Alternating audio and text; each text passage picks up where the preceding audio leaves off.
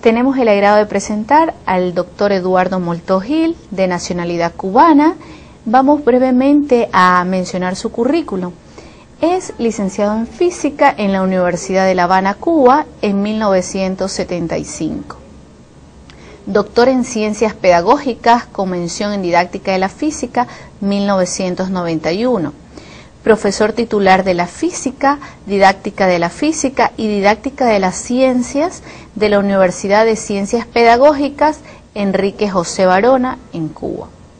Ha impartido cursos y talleres de pregrado y posgrado en Cuba y en universidades de México, Chile, Costa Rica, Perú, Bolivia, Ecuador, Etiopía y Brasil.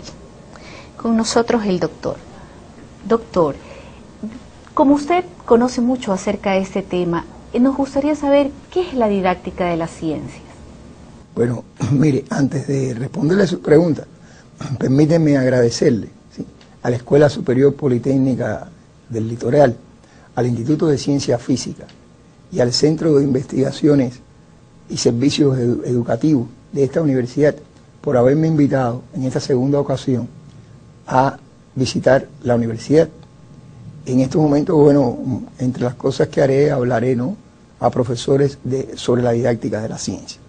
Le diré que la didáctica de la ciencia es aquella rama del saber o aquella rama de la pedagogía que estudia el proceso de enseñanza y aprendizaje de las asignaturas de ciencia.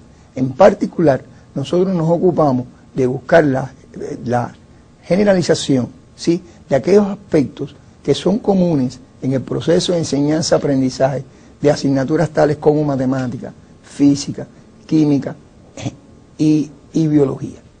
En base a lo que mencionó, ¿cuáles son algunas de las características de la ciencia en la actualidad? Le diré que la ciencia en la actualidad ha cambiado notablemente.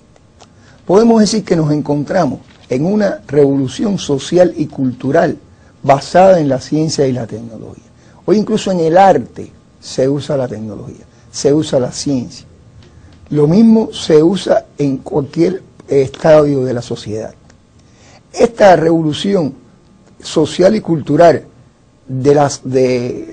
esta revolución social y cultural que la ciencia ha impuesto, ha llevado a que las formas y trabajos de la ciencia deben formar parte de la vida del ciudadano común, porque es que ellas están entrando en sus vidas, porque han entrado en las formas de trabajar y de producirse en las empresas, en las industrias, etc.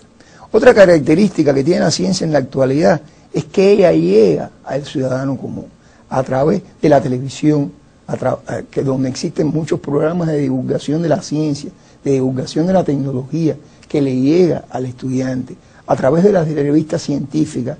Hace 10 años, 20 años, solamente la ciencia se daba a conocer a través de las revistas puramente científicas. Hoy no se da así, como le estamos planteando. Otra característica que también tiene la ciencia en la actualidad es que se ha convertido, además de tener una función productiva y predictiva como siempre tuvo, una función productiva. Hoy se busca que la ciencia produzca bienes materiales, y estos bienes, una investigación científica, por ejemplo, en estos momentos, se aprueba cuando reporta algún beneficio social, algún bien material, y esto es algo distintivo de la ciencia en la actualidad. ¿Cómo usted considera que debe reflejarse en el proceso de enseñanza-aprendizaje de la asignatura de ciencia las características de la ciencia mencionada? Ante todo quiero decir que las características de la ciencia antes mencionada no deben reflejarse igual en los diferentes niveles de educación. En la educación primaria y básica, la ciencia forma parte, la ciencia debe enseñarse para brindarle una cultura general a ese estudiante, una cultura sobre la ciencia, por lo que ya dijimos, que ella forma parte del ciudadano común. Y esta responsabilidad, esta enseñanza de la cultura de la ciencia en estos niveles educacional, lógicamente que tiene que ser responsabilidad de las asignaturas de ciencia, porque son estas asignaturas de ciencia las que precisamente dominan las formas de método de trabajo de la ciencia. Pero en la educación superior, en particular en la formación de ingenieros, ya la ciencia el estudiante no la aprende, y los métodos de trabajo de ella no lo aprende como parte de su cultura general, sino como parte de su cultura profesional. Y por lo tanto, debe al estudiante mostrársele cómo los adelantos de la ciencia y cómo las formas de trabajar en la ciencia se reflejan en su profesión. Por ejemplo, algunos aspectos de formas de trabajo de la ciencia en estos momentos es el trabajo cooperado, es el uso de la informática a partir de la automatización de experimentos, a partir del procesamiento automatizado de datos.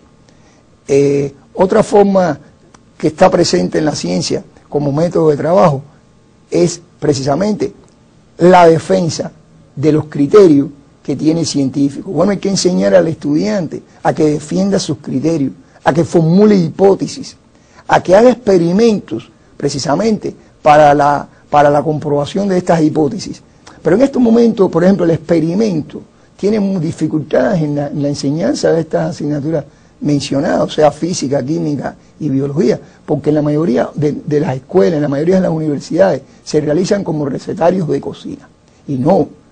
Si queremos que formar un profesional o una persona con la cultura científica que actualmente se exige, debemos enseñarle a que los experimentos los diseñe, plantee una hipótesis de por qué los resultados van a ser de determinada forma, busque un fundamento teórico para la realización de ese experimento, procese los datos, el experimento trate de automatizarlo, saque conclusiones, lo defienda ante su profesor.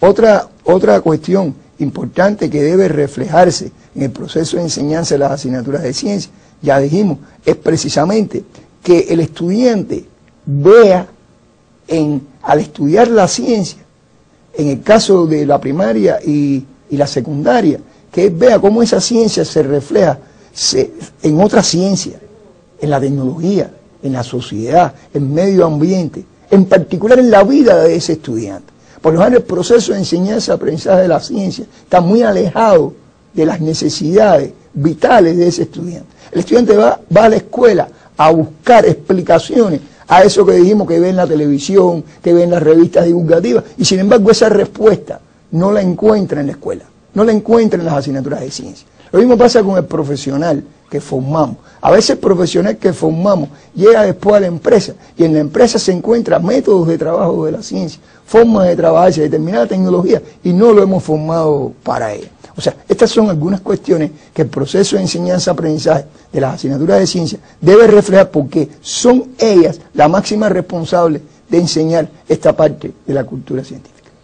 ¿Por qué los profesores de las asignaturas de ciencia deben dominar los fundamentos teóricos y metodológicos de la didáctica de la ciencia?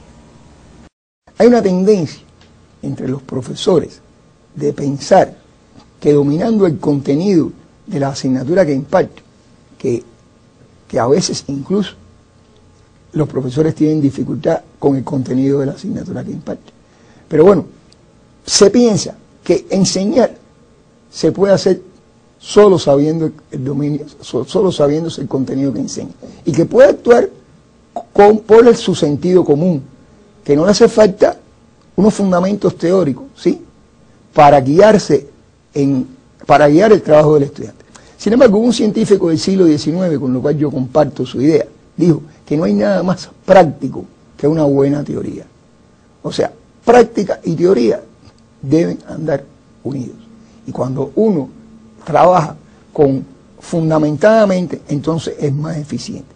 Es precisamente, como hemos dicho, la didáctica de la ciencia, aquella rama del saber que le brinda al profesor los fundamentos teóricos y metodológicos para su trabajo, como guía de este proceso de aprendizaje de los estudiantes. Por eso es que yo pienso que los profesores, todos los profesores, deben dominar la didáctica de cada una de sus asignaturas, y en particular la generalización que de estas didácticas hace la didáctica de la ciencia. Muchísimas gracias, doctor.